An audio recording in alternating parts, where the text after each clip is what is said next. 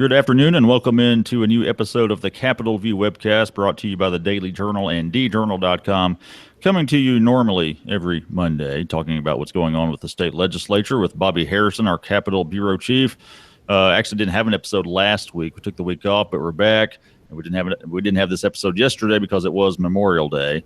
So we're coming to you now, and a little bit later than the 2 o'clock starting time. That's because Bobby had to go to the dentist. Show us the pearly whites there. Yeah, so Bobby's got clean teeth and he's ready to talk about this special session. That's what we're going to talk about mainly today. You got the special legislative session that's starting up next Monday, so it's 6 days from now. I'm going to meet for however long it takes. Mainly, of course, Bobby, as we've talked about, to pass these budget bills for the Department of Transportation, the State Aid Road Program, and the Office of Attorney General, and that seems to be kind of what the governor and lieutenant governor want to limit it to, doesn't it?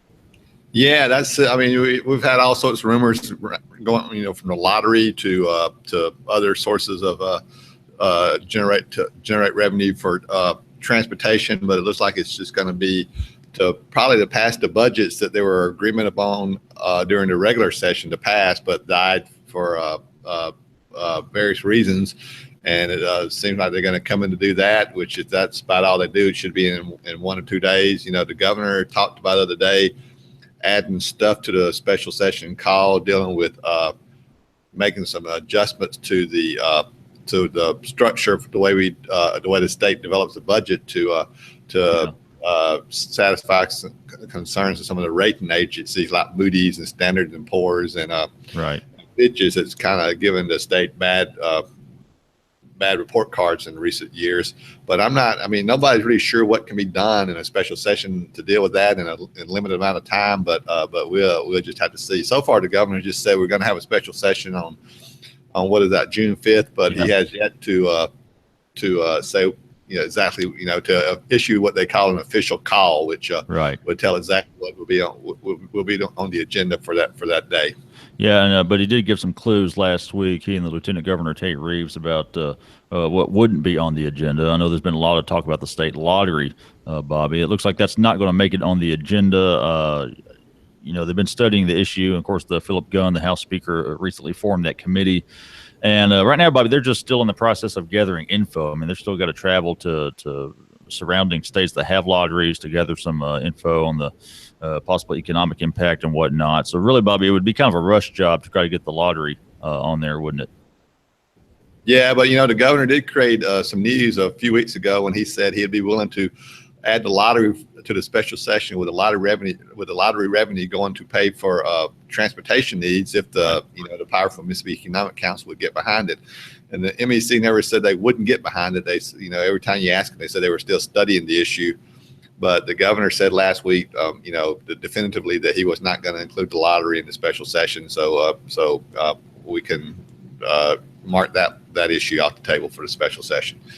And you mentioned transportation revenue. I mean, they still have to pass that budget for the Department of Transportation. But it looks like there's nothing special there is going to pass either, right, Bobby? I know they've been trying to find ways to get more funds for the state's roads and bridges.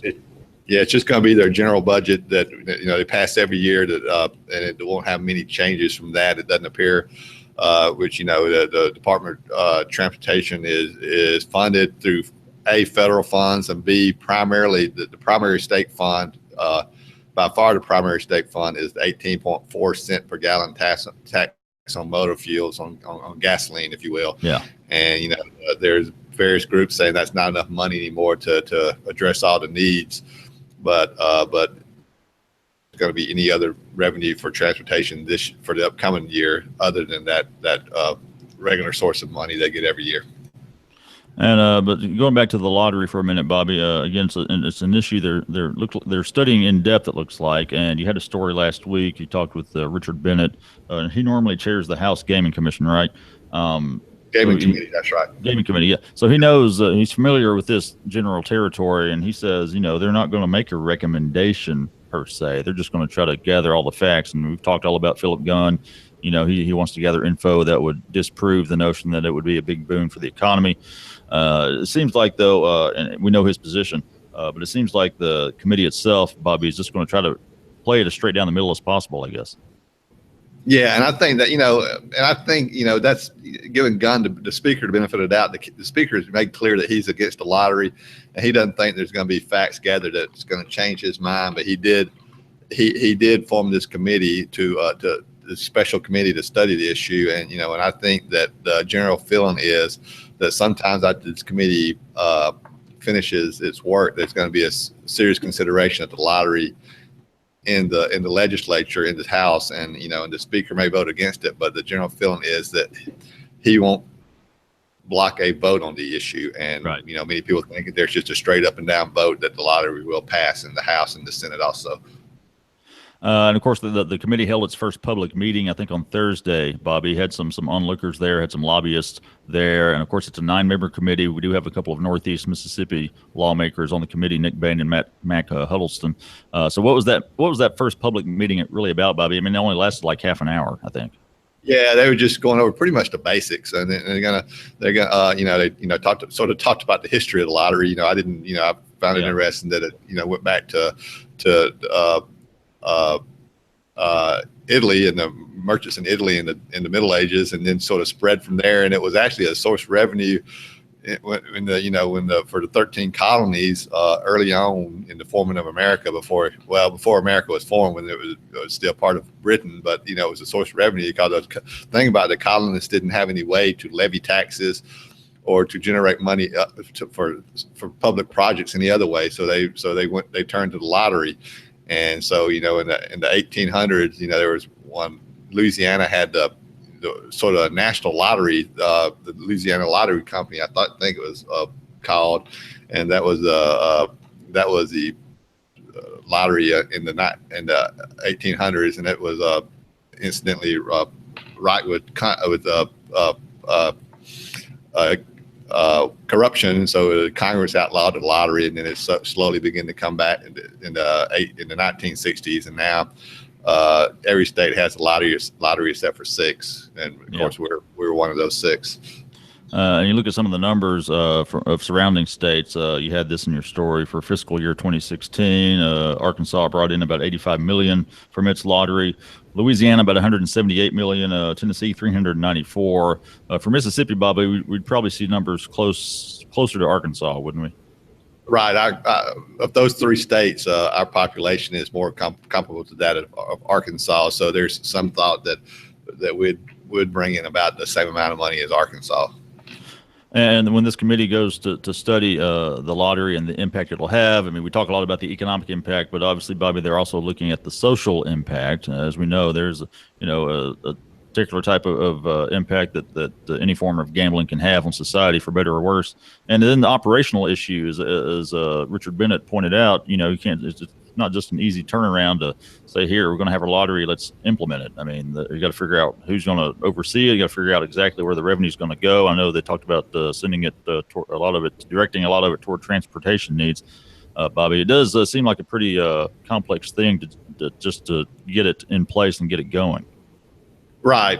And then, they also, I think, Brad, you look like you're more of a lottery expert as far as just on the ground. Like you might have bought a few lottery tickets in your life. But I think where the real money is on those national lottos, or I think is what they call the Powerballs.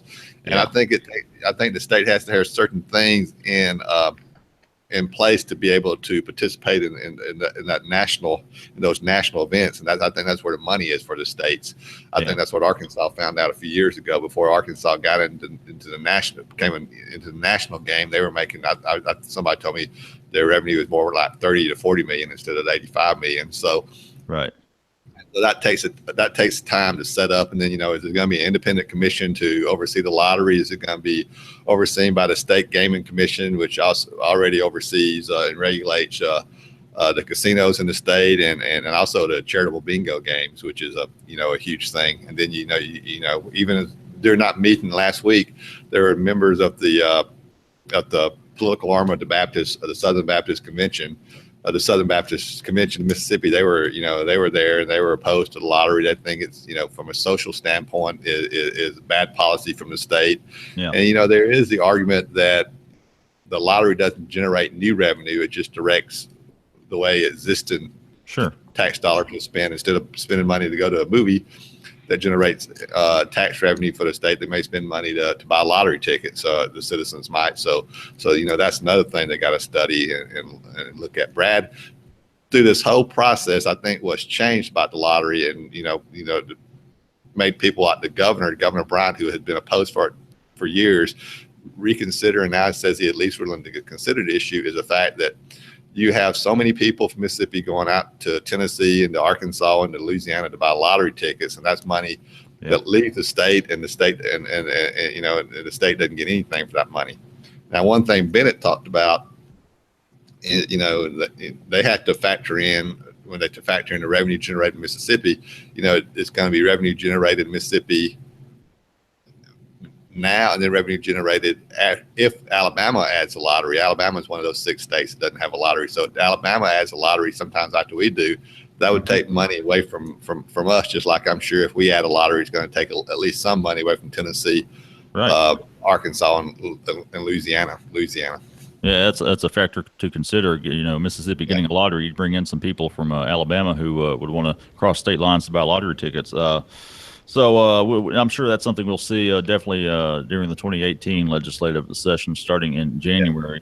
Something else that's probably going to get pushed to 2018, Bobby, is the rewrite of the Mississippi Adequate Education Program. That's the mechanism to send funds to the public school districts in Mississippi just for basic operations. And, they started this back in October when they hired Ed Bill to look into this and do the rewrite.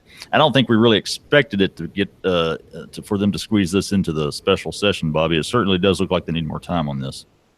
Yeah, when Speaker Philip Gunn and Lieutenant Governor Tate Reeves announced the hiring of Ed Bill, they talked about doing it during the 2017 regular session, doing the rewrite. They couldn't get it done then. They said at that time they were going to try to do it in the in special session after the 2017 session. Now, last week, Speaker Gunn in a meeting, and he gave a speech to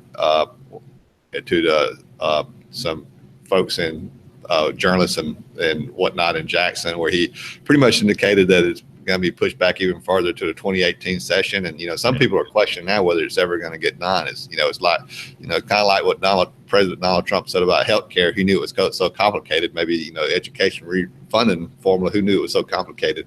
They're having a hard time putting all the pieces together to get enough votes to pass it. Yeah, and Jay Hughes, a Democrat from Oxford, he's not sure they'll even have the votes to do that. Right. That's why some people are getting into question whether they'll ever get it done. Well, good stuff as always, Bobby. Again, the special session starts June 5th. That's next Monday down at the state capitol. Like Bobby said, if they just handle those budgets and not much else, should be over in 2 to 3 days' time. But we'll be back next week to discuss that. Bobby will have updates from what's going on in that special session. You can follow Bobby on Twitter at BobbyHarrison9. Be sure to check out his work each day in the Daily Journal and at djournal.com. And that'll do it for this episode. For Bobby Harrison, I'm Brad Locke. See you next time. Thanks, Brad.